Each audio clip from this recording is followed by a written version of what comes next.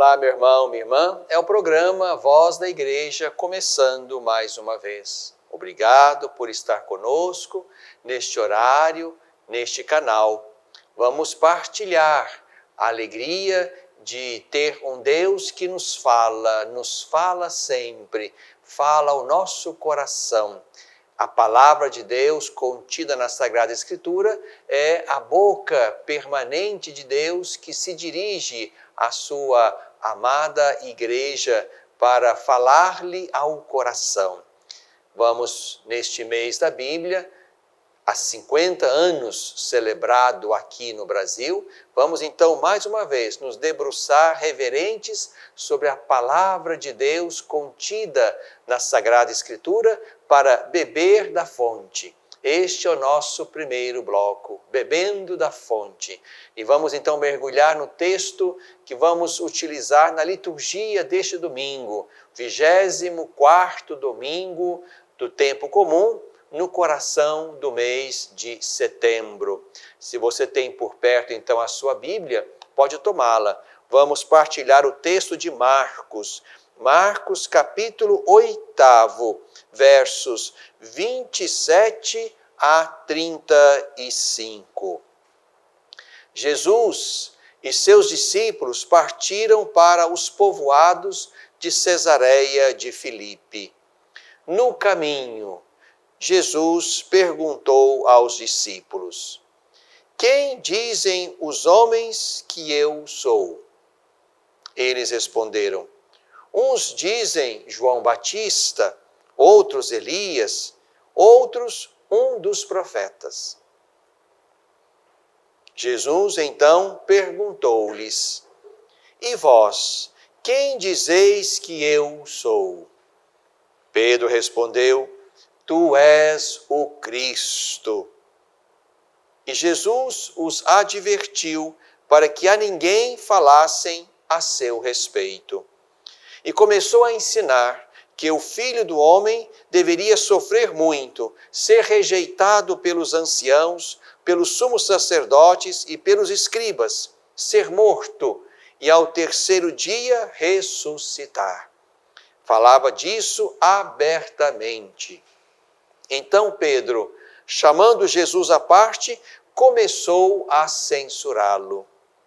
Jesus, porém, voltando-se e olhando para os seus discípulos, repreendeu a Pedro, dizendo: vai para trás de mim, Satanás.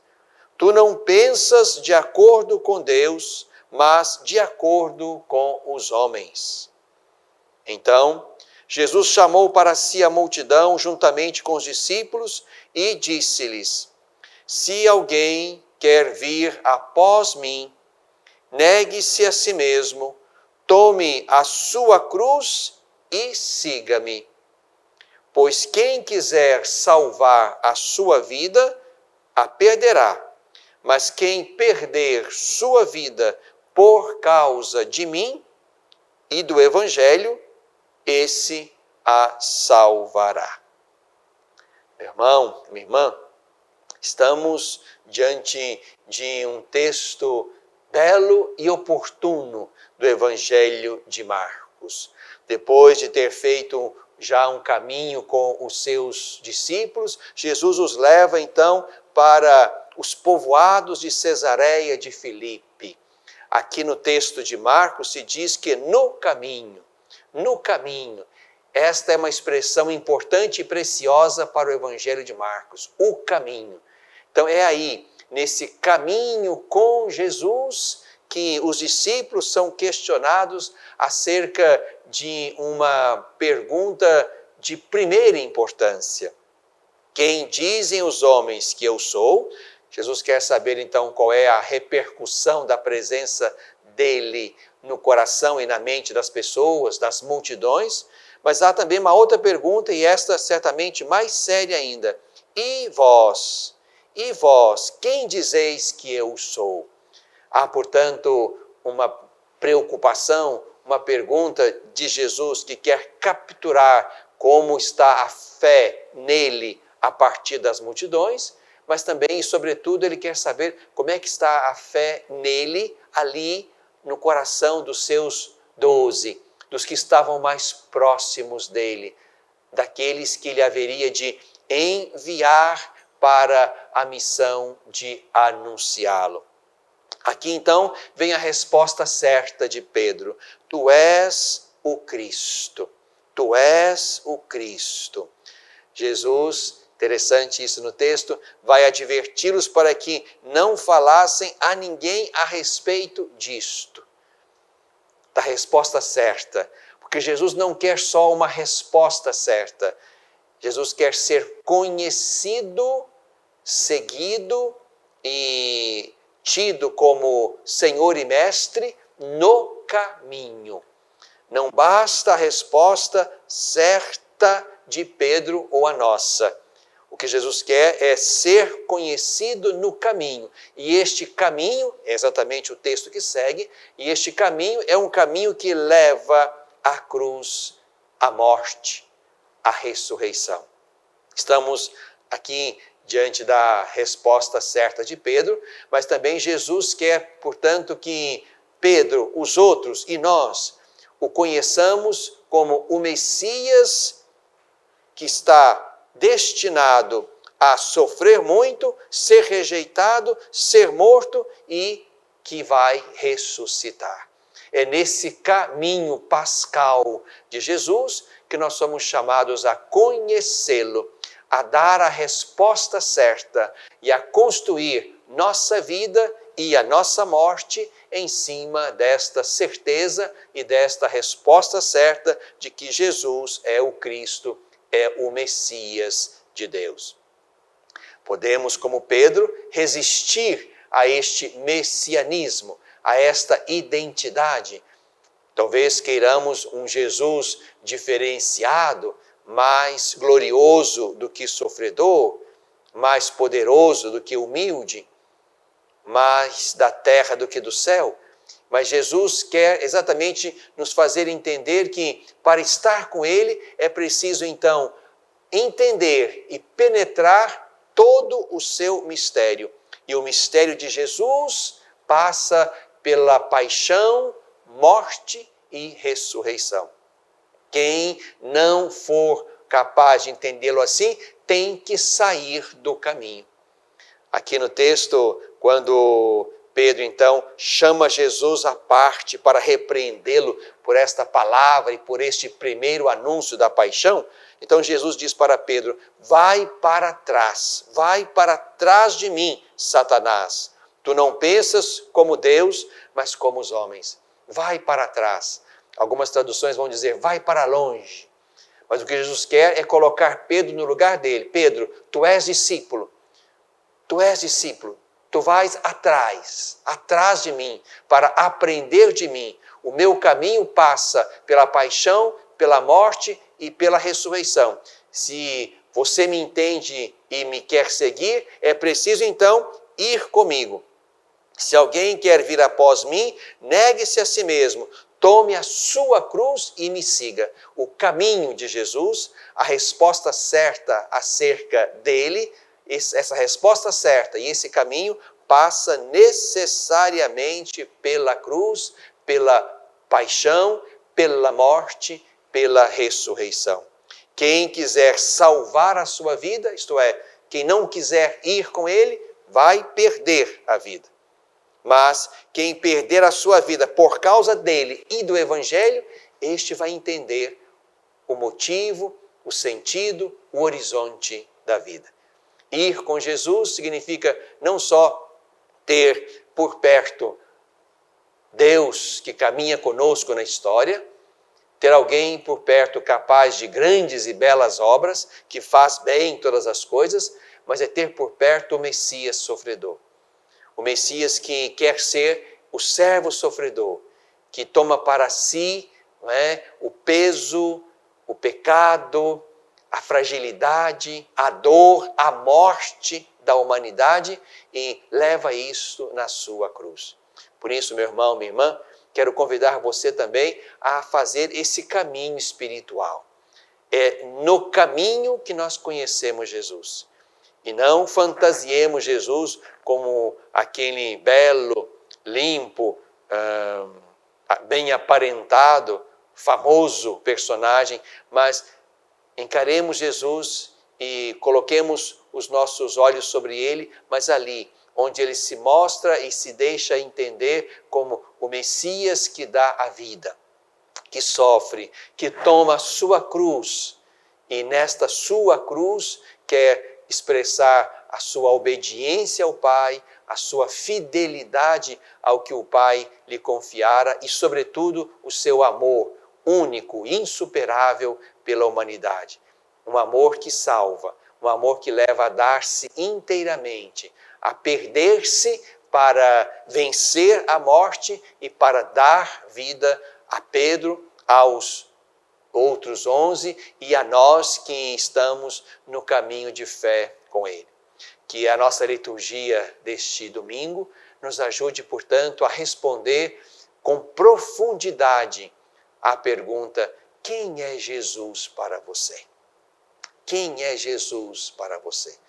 Esta é a resposta primeira e mais importante da nossa fé. Esta resposta certa, que nos põe diante do Messias sofredor, que morre e ressuscita, é esta resposta certa, vivida na profundidade da nossa existência e do nosso coração, da nossa mente, da nossa história. É esta resposta certa que dá sentido à nossa vida, a tudo que fazemos, por causa dele e do Evangelho. E também dá sentido à nossa morte. Na morte dele, a nossa morte foi vencida. Por isso, ele é o Messias que dá sentido a tudo que fazemos. É por causa dele que fazemos. Mas também é o Messias que, tendo morrido e ressuscitado, matou a morte e nos convida a participar com ele da sua vitória e da sua ressurreição, quando passar o tempo do caminho e o tempo da tribulação. Bebemos da fonte.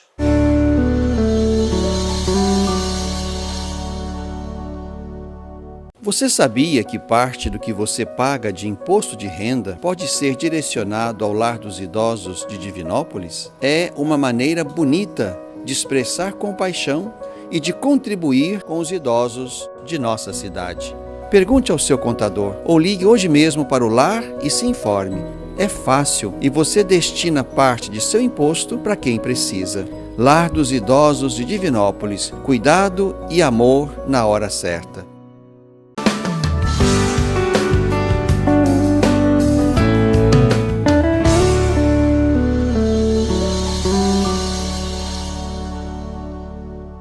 No coração deste tempo, estamos em setembro, mês da primavera, que começa daqui a pouco, mês da Bíblia, há 50 anos aqui no Brasil. Esta bela iniciativa começou aqui na Arquidiocese de Belo Horizonte e pouco a pouco se expandiu para todo o território nacional e hoje já são 5 décadas de um mês de setembro vivido debruçados, reverentes sobre a palavra de Deus, bebendo desta fonte bendita que sacia a nossa sede de Deus e que nos abre aos horizontes da verdade, do caminho, da vida. Por isso, nesse segundo bloco, quero mais uma vez partilhar com você alguns pequenos fragmentos deste Estudos da CNBB, número 114. Foi o documento que nós discutimos e apresentamos como documento de estudos à Igreja no Brasil, a partir da última Assembleia Geral, Assembleia deste ano de 2021, que foi vivida e celebrada no formato virtual. Este texto, e a palavra habitou entre nós, foi o que nós discutimos lá nesta nossa última Assembleia. É um texto inspirador e motivador da animação bíblica da pastoral, a partir das comunidades eclesiais missionárias. A palavra de Deus precisa ser a luz que anima e ilumina o nosso agir, a nossa atividade pastoral a partir das pequenas comunidades eclesiais missionárias. Comunidades eclesiais, isto é, da igreja, mas missionárias. Significam que são comunidades que têm já a experiência de Jesus, o Messias, e precisa levar esta experiência, este anúncio, este conhecimento, este evangelho, este reino a outros irmãos, sendo, portanto, comunidades eclesiais sempre em saída, por isso missionárias. Então, quero partilhar com vocês alguns números deste documento de estudos da CNBB. A partir do texto que ouvimos no primeiro bloco, o texto do Evangelho deste domingo, onde Jesus põe aquela pergunta fundamental: e para vós, quem eu sou? Aqui estamos diante, portanto, de um olhar sobre Jesus, um anúncio feito acerca dele e do seu mistério, e este anúncio nós acolhemos pela fé. Então aqui, nesses números que quero partilhar com vocês, nós vamos falar exatamente da ausência do primeiro anúncio. Esse primeiro anúncio que nos põe diante de Jesus, como aquele que é o Messias, para dar a resposta certa, como Pedro. Mas o texto quer nos fazer entender isso, há dificuldades, há fragilidades, há ausências que comprometem o ato de fé, porque este anúncio explícito de Jesus Cristo, de modo que nós pudéssemos enxergá-lo e acolhê-lo na fé como Messias, esse anúncio foi, em alguma medida, defeituoso ou até ausente, a ponto de comprometer o ato de fé. Então, quero partilhar com vocês alguns números deste documento de estudos. No número 48, nós lemos assim: o Papa Francisco, na Evangelii Gaudium, retoma um pensamento de Bento XVI. Ao início do ser cristão, não há uma decisão ética ou uma grande ideia, mas o encontro com um acontecimento, com uma pessoa que dá à vida um novo horizonte e, desta forma, um rumo definitivo. Na base da vida cristã está a alegria do encontro com a palavra. Palavra com P maiúsculo, com o Verbo, com Jesus Cristo. Esta palavra não é, em primeiro lugar, um livro, mas é uma pessoa, Jesus, portanto. Assim, passa-se de uma compreensão instrutiva para uma compreensão comunicativa da revelação. Não se trata de instruir alguém sobre um conteúdo, mas se trata de comunicar uma pessoa. A revelação de Deus é a presença do seu Filho Jesus na história, e nós somos chamados na missão da igreja a comunicar esta pessoa, esta palavra, este Jesus Cristo, que é exatamente o Verbo, a comunicação de Deus que precisa chegar aos corações capazes de crer. Este foi o número 48. Mas também o número 49 nos impacta. Entretanto, em nossa ação evangelizadora, encontramos vários sintomas de um grande desafio: a ausência do primeiro anúncio. Isso impede as pessoas de terem o contato vivo com o Cristo Palavra. Há batizados que nunca fizeram a experiência do encontro pessoal com Cristo. Alguns são agentes de pastoral, eficientes cumpridores de tarefas, sem nunca terem experimentado a força da boa e alegre notícia do Evangelho que transforma a vida. Outros foram mergulhados em um cristianismo cultural, pois nasceram em famílias tradicionalmente cristãs. Correm o risco de apenas cumprir, por costume, preceitos religiosos. Enquanto a evangelização, o cristianismo, não for encontro com uma pessoa, Jesus Cristo, de uma pessoa que transforma a nossa vida a partir de dentro e nos faz ser como Ele, enquanto isso não acontecer, vamos estar, digamos assim, sofrendo as fragilidades do primeiro anúncio deficitário, que não levou, portanto, a uma experiência de encontro pessoal com o Senhor. Podemos até estar fazendo muitas coisas, como leigos e leigas, como sacerdotes, como bispos, enfim, como membros da igreja, independente do nosso estado de vida. Mas podemos e vamos encontrar nos vários estágios e nos vários ministérios, vamos encontrar muitos que não vivem a sua fé como uma experiência de um encontro que deu sentido e horizonte à minha vida, ao meu fazer, ao meu presente, ao meu futuro, à minha vida e à minha morte. Isso aqui é muito importante e temos que nos refazer sempre a partir deste grande desafio que acompanha o nosso processo de evangelização. Mas há ainda um outro número que também nos coloca diante das exigências deste tempo. É o número 51.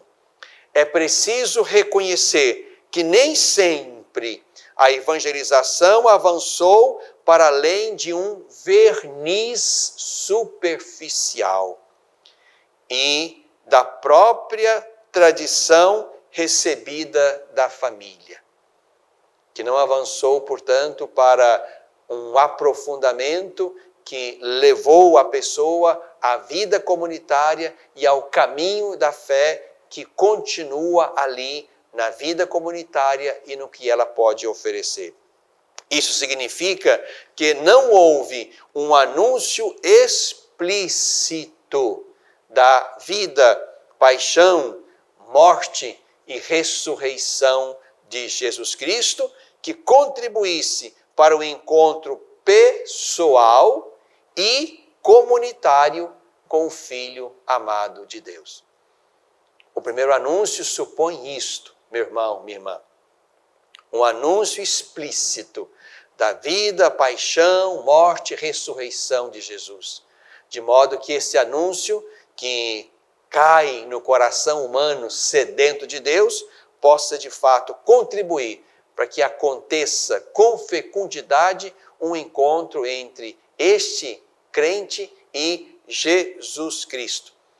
E esse encontro tem repercussões pessoais, tem repercussões comunitárias, e não podemos deixar de atender e crescer nessa dupla dimensão. O nosso encontro pessoal com Jesus transforma a nossa vida pessoal, o nosso estilo de vida, o nosso perfil, a nossa vocação humana pessoal. Mas também este encontro nos põe diante de responsabilidades, de compromissos, de vida comunitária, a fim de que a nossa fé vivida e assumida a partir do eu se transforme também numa fé vivida com beleza e com profundidade na vida comunitária.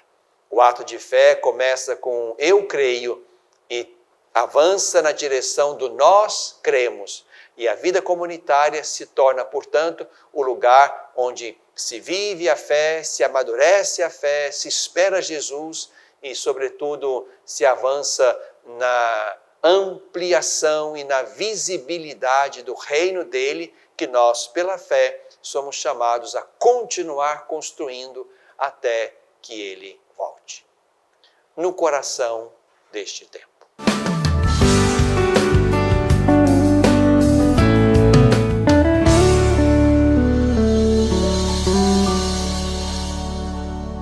Às vezes, tudo que uma criança precisa para superar uma tempestade em sua vida familiar é encontrar um lar provisório. Uma família que a acolha por um tempo, enquanto sua própria família se reestrutura para recebê-la de novo. Essa é a proposta do Serviço Família Acolhedora: transformar as dificuldades de hoje em possibilidades de futuro. Serviço Família Acolhedora. A tempestade passa, a vida continua. Participe e faça a diferença.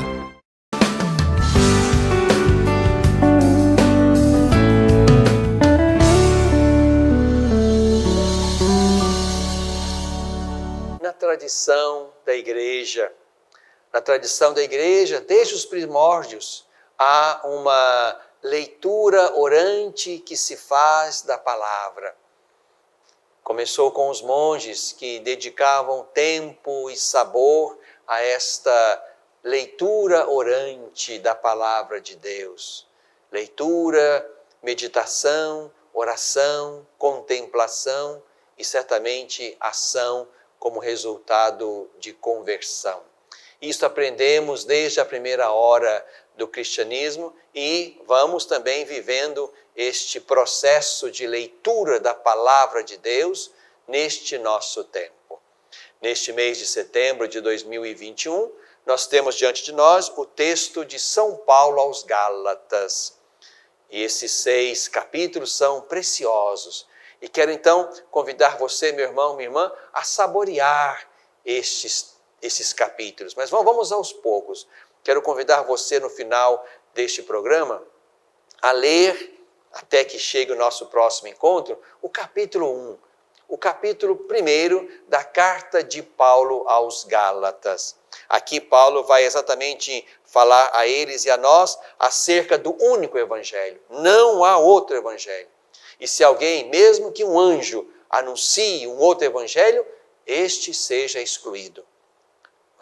São Paulo quer assegurar aos Gálatas e a nós a autenticidade do evangelho que ele, Paulo, anuncia aos Gálatas e à igreja. Você pode e deve fazer um caminho de compreensão desta palavra revelada. Aqui, para a nossa Diocese de Divinópolis, nós preparamos um texto escrito que você pode encontrar aí na sua comunidade ou mesmo no nosso portal. Um texto escrito, impresso, portanto, aí na sua comunidade paroquial, ou que você pode capturar também no nosso portal, onde podemos, pouco a pouco, a cada semana, ir penetrando pela via da leitura orante este texto de Paulo aos Gálatas. Então, esteja atento. Há um texto que você pode encontrar aí na sua paróquia ou também tirar lá do nosso portal diocesano.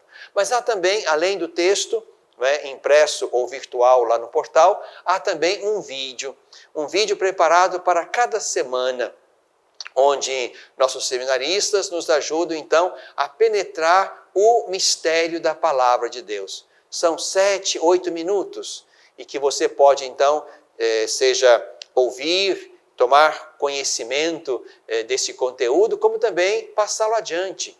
Quem sabe aí no seu local de trabalho você pode ajuntar os seus colegas para assistir a este vídeo antes de começar a atividade. Quem sabe aí no colégio, ou aí onde você e os seus se encontram, ou no início do dia, ou no final do dia, onde seja possível você se assentar com tranquilidade, sozinho ou com os seus, para assistir a este vídeo, ou quem sabe até tendo mais tempo, tomar o texto e fazer cada passo da leitura orante. Então há um texto que você encontra na secretaria ou no nosso portal, e há um vídeo que quer nos ajudar a penetrar esse caminho de conhecimento e de aproximação e de intimidade com Deus a partir do texto de Paulo aos Gálatas. Na tradição da igreja, vamos também usufruindo da beleza e da fecundidade da leitura orante. Na tradição da igreja.